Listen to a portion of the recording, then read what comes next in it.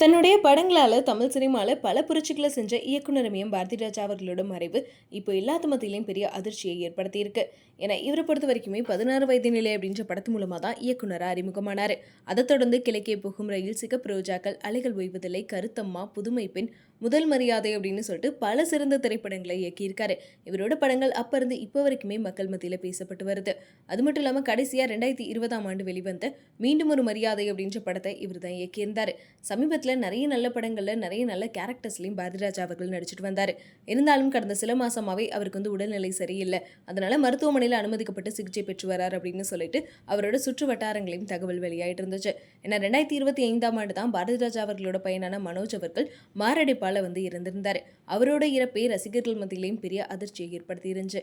அதை தொடர்ந்து பாரதிராஜா அவர்களுக்கும் அதையே யோசிச்சு அவருக்கு உடம்பு சரியில்லாம போயிடுச்சு அப்படின்னு சொல்லிட்டு நிறைய பேர் சொல்லிட்டு இருந்தாங்க. இந்த நிலையில சிகிச்சை பெற்று வந்தவர் இன்னைக்கு காலையில சிகிச்சை பலனின்றி உயிரிழந்திருக்காரு. இவரோட இறப்புக்கு திரைப்பிரபலங்கள் எல்லாரும் ஆறுதல் தெரிவிச்சிட்டு வராங்க.